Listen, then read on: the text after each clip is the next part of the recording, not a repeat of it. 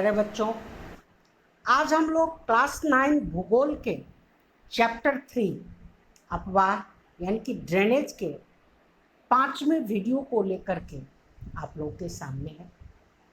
आज के वीडियो को शुरू करने से पहले मैं आप लोगों को बता दूं, जो आज के वीडियो को लास्ट तक जरूर देखिएगा, क्योंकि न सिर्फ क्लास 9 के पॉइंट ऑफ व्यू से बेसिकली जितने भी कम्पिटिटिव एग्जाम्स हैं सबके हिसाब से आज का मेरा ये वीडियो बहुत ही इम्पोर्टेंट होने वाला है। तो चलते हैं आज की वीडियो की शुरुआत करते हैं। क्लास 9 चैप्टर 3 लेक्चर 5 5वां वीडियो।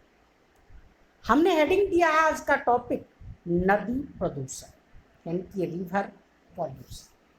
ये एक ऐसा टॉपिक है जिस पर बराबर डिबेट, डिस्कशन, प्रतियोगिता, निबंध प्रतियोगिता ये बराबर गवर्नमेंट ऑर्गेनाइज करती है, क्योंकि आज ये हमारे देश की एक सबसे बड़ी समस्या है। तो चलते हैं, समझते हैं जो नदी प्रदूषण यानी कि रिवर पॉल्यूशन होता है।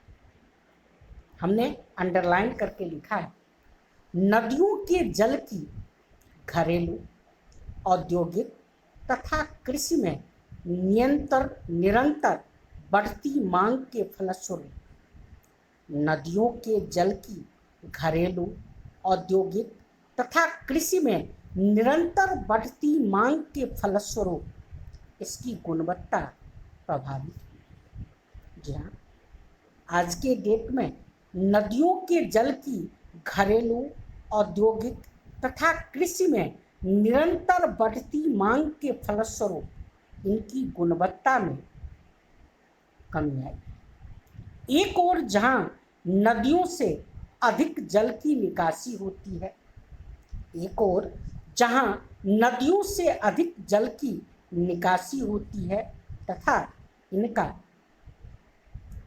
आयतन निरंतर घटता जाता है। एक ओर जहां नदियों से अधिक जल की निकासी होती है, दूसरी ओर इसका आयतन निरंतर घटता जा रहा है। दूसरी ओर उद्योगों का प्रदूषण मतलब वेस्टेज जो इंडस्ट्रीज की है तथा अपरिष्कृत मतलब वेस्टेज कचरे नदी में मिलते रहे। दूसरी ओर उद्योगों का प्रदूषण तथा अपरिष्कृत कचरे नदी में मिलते हैं।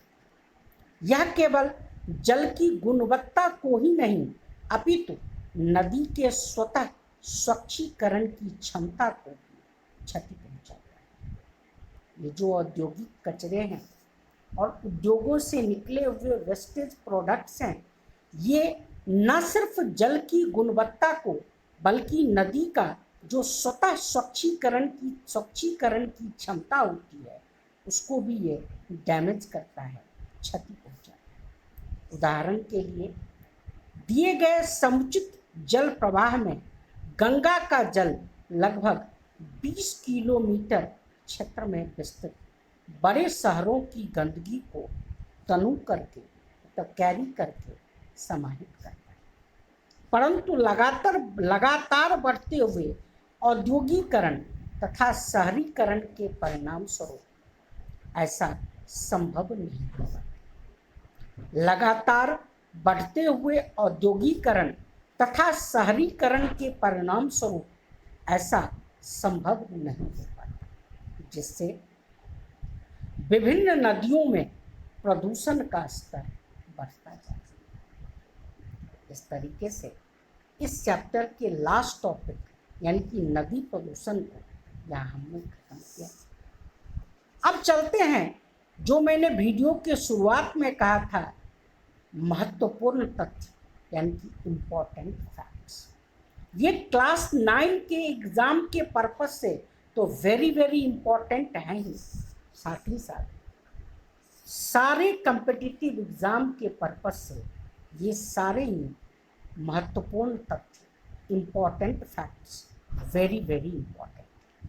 तो चलते हैं इम्पोर्टेंट फैक्ट्स के श्रेणी में पहले फैक्ट्स की तरफ, और वो पहला फैक्ट है हमारा ग्लेशियर।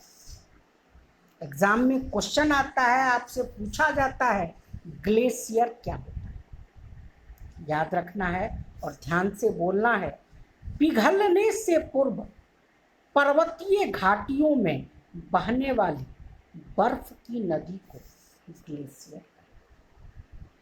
ये जो मैंने बोला आज का वीडियो और इम्पोर्टेंट क्वेश्चन जिसको ध्यान से समझिएगा, पहला इम्पोर्टेंट फैक्ट है हमारा ग्लेशियर। वेरी वेरी इंपॉर्टेंट करके लिखिएगा और याद रखिएगा। अगर आपसे कोई भी पूछे ग्लेशियर क्या होता है तो आप बताएंगे पिघलने से पूर्व पर्वतीय घाटियों में बहने वाली बर्फ की नदी को ग्लेशियर। चलते हैं दूसरे इंपॉर्टेंट फैक्ट्स के तरफ, और वो दूसरा इंपॉर्टेंट फैक्ट है हमारा दर्रा यानी कि वैली। दूसरा इंपॉर्टेंट फैक्ट है हमारा दर्रा यानी कि वैली। पर्वत श्रृंखलाओं के बीच स्थित प्राकृतिक रास्ते दर्रा कहलाते हैं। पर्वत श्रृंखलाओं के बीच स्थित प्राकृतिक रास्ते दर्रा कहलाते हैं। याद रखिएगा, दो पर्वत श्रृंखलाओं के बीच स्थित प्राकृतिक रास्ते को दर्रा कहते हैं। तीसरा इंपॉर्टेंट फैक्ट है हमारा, वेरी वेरी इंपॉर्टेंट करके याद रखिएगा और लिखिएगा, लैगून। जी हाँ, तीसरा इंपॉर्टेंट फैक्ट है हमारा लैगून। क्या होता है ये? यह उथले जल का वह भाग होता है। लैगून उथले जल का यानी कि ऊंचे जल का वह भाग होता है जिसे मुख्य समुद्र द्वारा रेत की छोटी वेदिकाओं द्वारा अलग किया जाता है। यह यानी कि लैगून उथले जल का वह भाग होता है जिसे मुख्य समुद्र द्वारा रेत की छोटी वेदिकाओं द्वारा अलग किया जाता है। तीन इंपॉर्टेंट फैक्ट्स को समझने के बाद अब हम चलते हैं चौथे इंपॉर्टेंट फैक्ट्स की तरफ। और जैसे मैंने आप लोगों को कहा वीडियो की शुरुआत में, और मैं बार बार रिपीट करके बोलता हूँ, जो आज का हमारा वीडियो न सिर्फ क्लास 9 बल्कि कॉम्पिटिटिव एग्जाम के व्यूअर्स के लिए बहुत ही ज़्यादा इम्पोर्टेंट है। नेक्स्ट पॉइंट है हमारा इम्पोर्टेंट फैक्ट्स, द्रोणी क्षेत्र यानी कि बासी। मुख्य नदी तथा सहायक नदियों द्वारा सिंचित क्षेत्र। मुख्य नदी तथा सहायक नदियों द्वारा सिंचित क्षेत्र को क्या बोलते हैं? द्रोणी क्षेत्र। अगर आपसे कोई भी पूछे जो द्रोणी क्षेत्र किसे कहते हैं तो क्या बोलोगे? मुख्य नदी तथा सहायक नदियों द्वारा सिंचित क्षेत्र को द्रोणी क्षेत्र कहते हैं। नेक्स्ट इंपॉर्टेंट फैक्ट है हमारा दून यानी कि वैली। संकरी और लंबवत घाटी। दून का मतलब होता है संकरी और लंबवत घाटी। संकरी मतलब कंजस्टेड और लंबवत मतलब लंबा। संकरी और लंबवत घाटियों को दून कहते हैं। नेक्स्ट इंपॉर्टेंट फैक्ट है हमारा गाज। सीधे ढाल वाली गहरी एवं संकरी घाटियों को गाज। सीधे ढाल वाली गहरी एवं संकरी घाटियों को गाज। याद रखना है, सीधे ढाल वाली गहरी एवं संकरी घाटियों को गाज।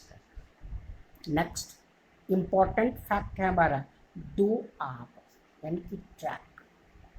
दो आब यानी कि ट्रैक। दो नदियों के मध्य स्थित जलोढ़ मैदान को दो आब कहते हैं। जैसे पंजाब, पंचजोराब यानी कि 5 नदियों का संगम। वही बात यहाँ है, दो आब। दो मतलब 2, आब मतलब संगम। तो याद रखना है, दो नदियों के मध्य स्थित जलोढ़ मैदान को दो आब कहते हैं। नेक्स्ट और लास्ट इंपॉर्टेंट फैक्ट है हमारा जल संधि। दो महासागरों को मिलाने वाली संकरी नगरीय पट्टी। दो महासागरों को मिलाने वाली संकरी सागरीय पट्टी को जल संधि कहते हैं। जी हाँ मेरे सारे व्यूअर्स ध्यान से याद रखिएगा, जल संधि क्या है? तो दो महासागरों को मिलाने वाली संकरीय सागरीय पट्टी को जल संधि। आज के लिए बस इतना ही, मिलते हैं नेक्स्ट वीडियो के साथ और इस चैप्टर के इम्पोर्टेंट क्वेश्चंस करें। जी हाँ मेरे सारे बच्चों याद रखिएगा, जो अगला जो वीडियो चैप्टर 3 का हम लोग डालेंगे वो एग्ज़ाम के पर्पज से वेरी इम्पोर्टेंट है। अगर सारे बच्चे उसको याद कर लीजिएगा तो क्लास 9 में उससे आगे कुछ भी करने की जरूरत नहीं। मिलते हैं अगले वीडियो के साथ, धन्यवाद।